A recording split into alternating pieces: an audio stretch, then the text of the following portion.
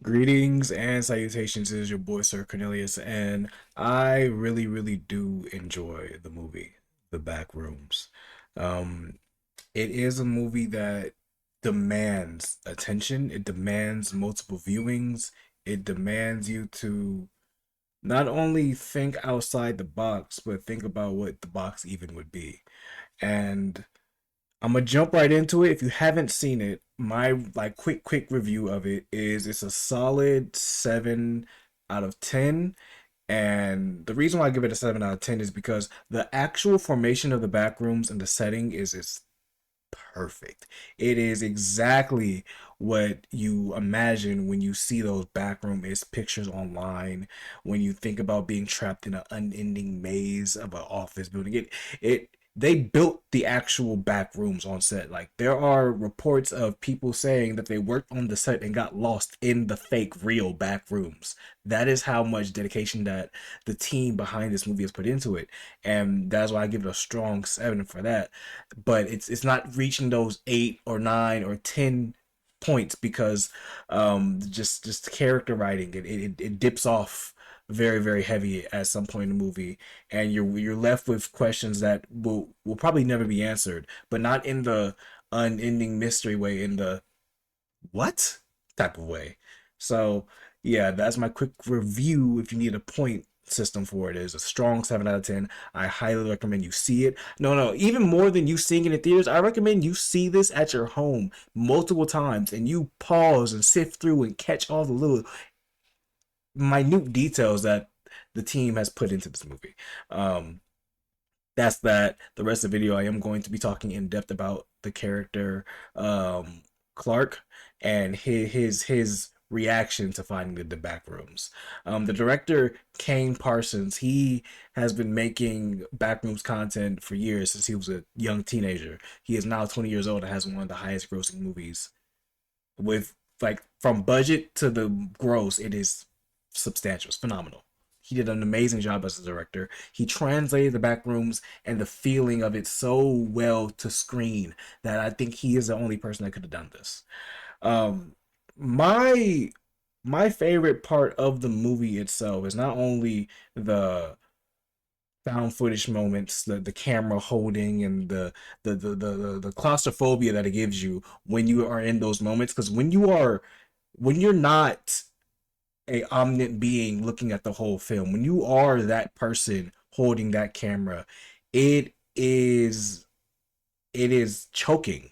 It is like you don't feel like you could breathe. And I love that.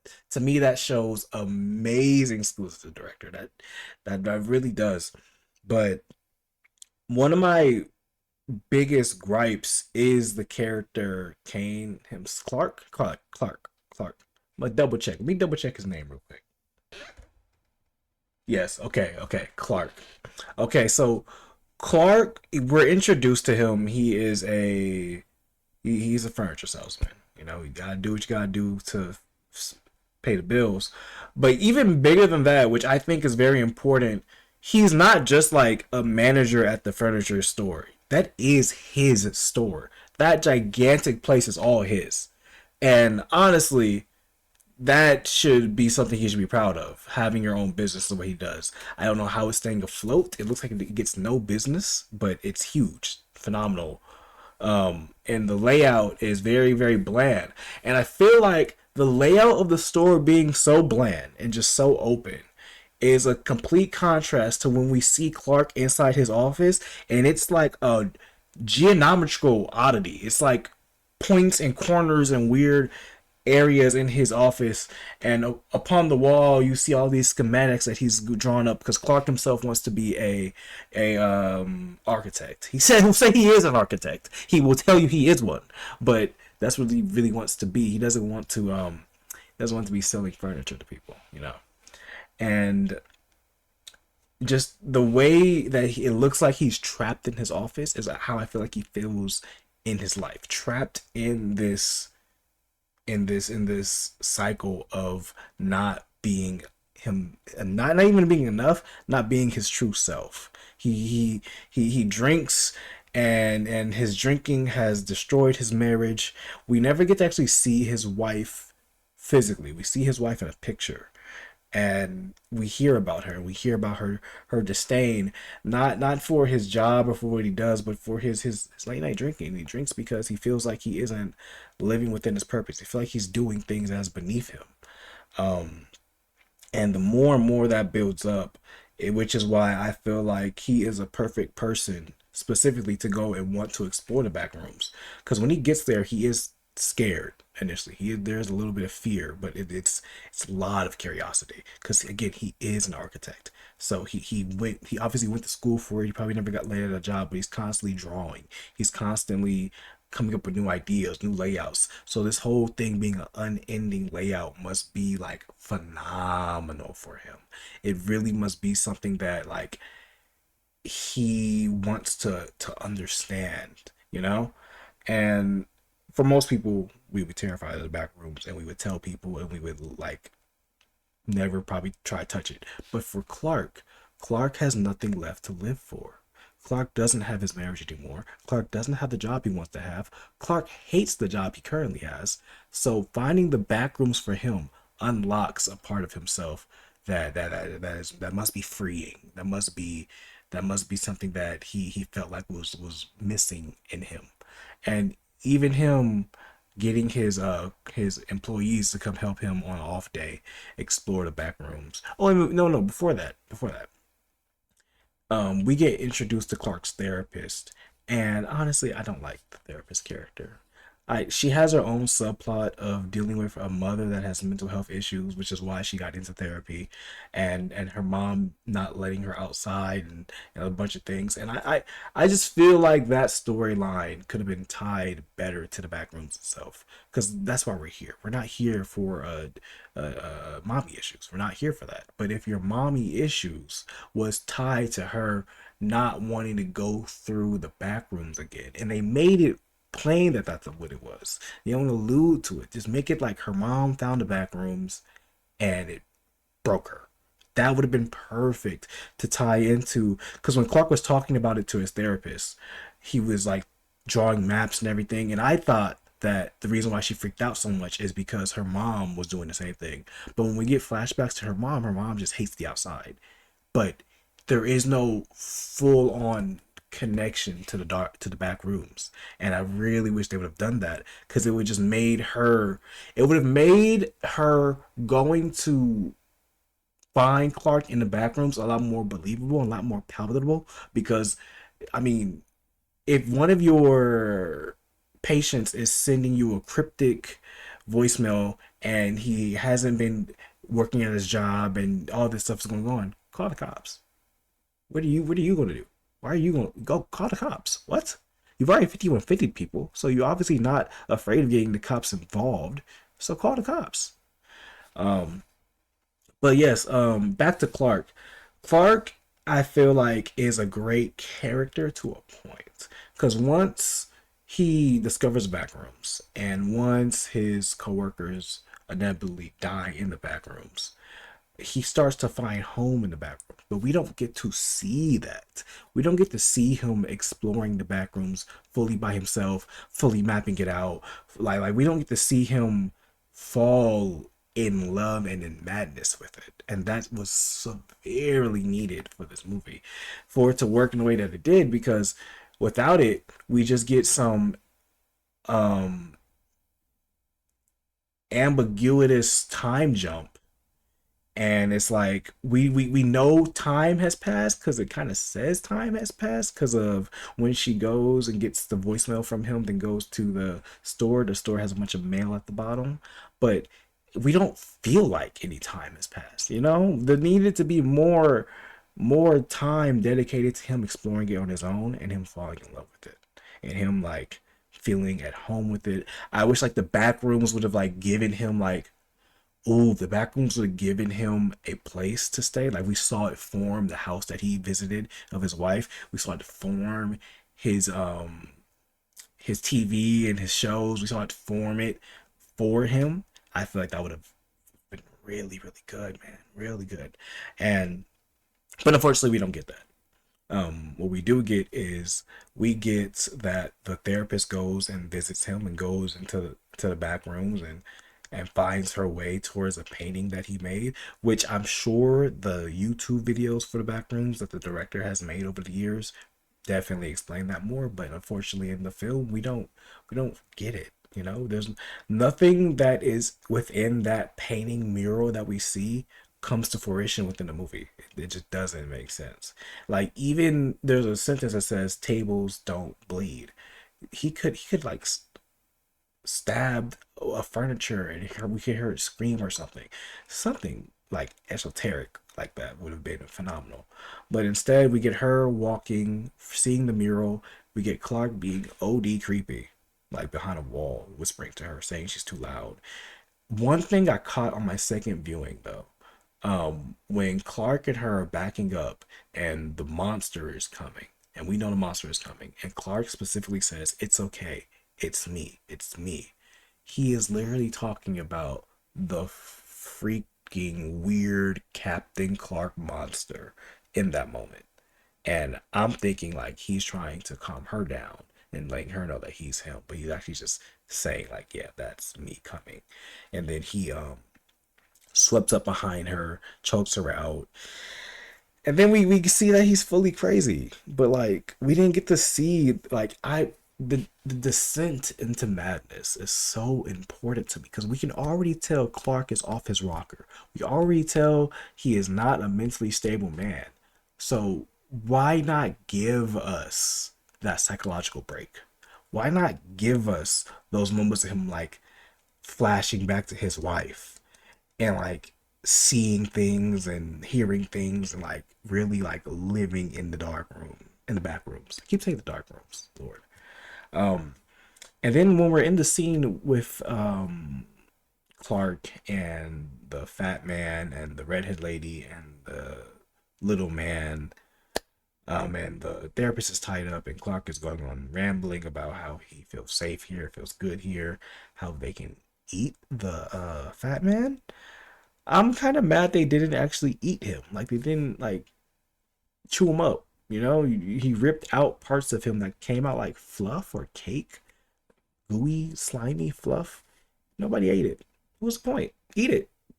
Or force her to eat it with you. Like he was mad to a point. He wasn't crazy enough for me. And we also didn't get to see him become that crazy. And also at some point he killed one of his coworkers. He keeps her head in the fridge. What?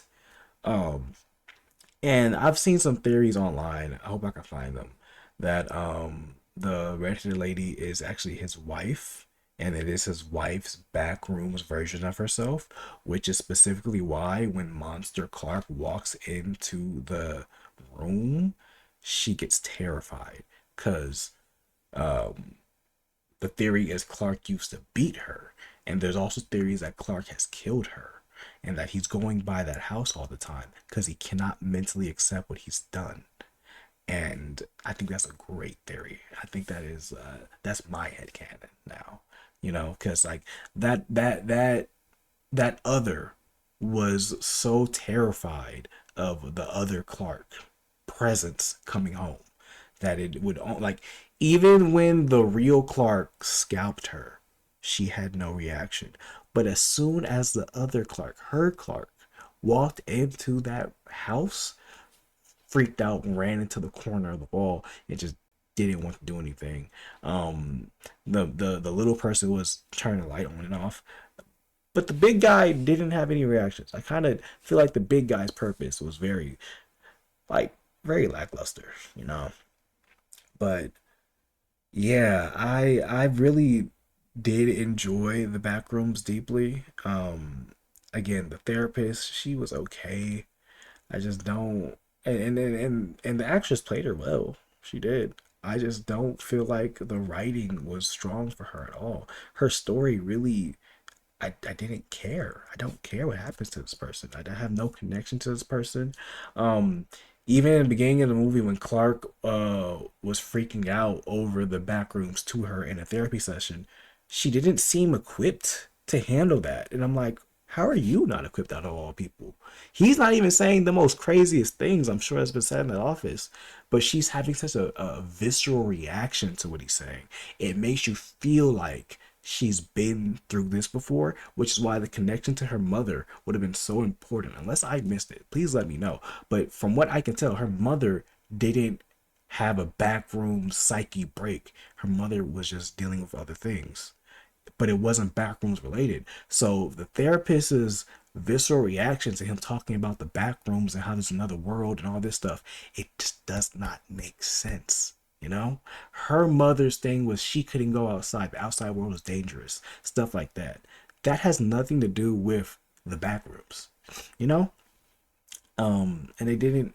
She could have, like, her mother could have been like, "Oh, don't go through that door. You never know if you're gonna come back. Don't, you'll get lost in these rooms." Da, da, da, da.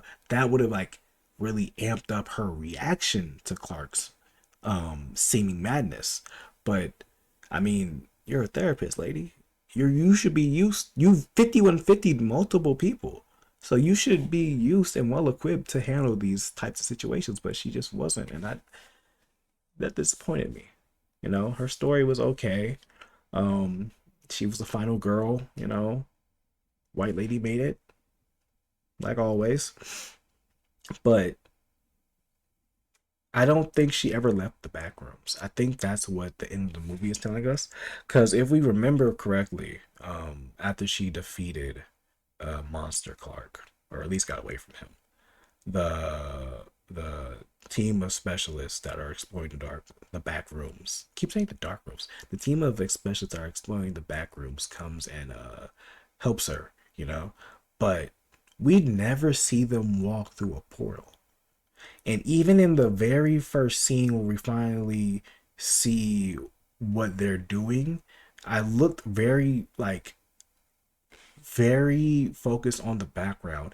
It looks like they're still in the back rooms. You know, I think their job is inside the back rooms, and I don't think she ever left. I think that's what the end of the movie is telling us about her copy being in there, the other her. I think that's who she is now. I think she is trapped within the dark. The dark. Oh my gosh! I think she is trapped in the back rooms themselves, and the back rooms never want her to leave. Um, but because like at the end of the movie, we get all of her memories recreated in the back rooms, all of her things she's dealt with recreated in the back rooms, right? So either she made it out and it just ripped all of that stuff from her to use to keep on building, or it kept her there to leech off of her. Because the back rooms in this movie is fully built around Clark's psyche, from the furniture to the layout to the fantastical elements. It all reads of a mind that is constantly thinking of things like this because he's an architect, so he's always drawing, he's always making new corridors, new things, and he's also like very hateful of his current situation. So it's all distorted and weird, and I really feel like the back rooms is pulling from Clark's full psyche and just feeding and building off of it, you know. Cause literally even in the beginning of the movie when we're doing a handheld film with the guy in the hazmat suit, you're seeing like bits and pieces of a pirate ship and the sale sign from the store and all this other stuff, and even the room that the guy got trapped in the beginning scene. There's a mural in the store that is like that room. So I really feel like the back rooms latched on to Clark. It melded itself around him, and then Clark, since it is his mind, it is his psyche, that's where he felt the most secure and safe at. So once it had him, it just fully assimilated with him. It ate him. But that's my theory. I feel like the back rooms in this specific instance is Clark's psyche being siphoned off by this entity, and it has built itself around his madness and his instability. And it's a fun ride. It's a fun ride. I saw it twice, and I'll probably see it a third time. I'll probably watch it again once it's on streaming. It's a good movie to really like sink your teeth into. I just wish for the characters they gave us more. Give me more. Give me more Clark. I want to see Clark really lose it. I really wanted that. But all in all, 7 out of 10. Good movie. If you haven't seen it, go see it. If you have seen it, go see it again. And once it's on streaming, go watch it some more. The whole team did a magnificent job. The feeling of being uncomfortable and trapped, and the claustrophobicness of it all, the anxiety induced. It's all good, man. It's all good. But yeah, if you liked the video and you want to see more, please like, share, and subscribe. I'll try to make more videos on my thoughts on movies and TV shows and video games. Reviews aren't really fully my style. I do reactions to trailers, and whenever I experience a movie or play a game, I gotta get my thoughts on it. But thank you for listening. It's been your boy, SirCorneliusss. All right, peace.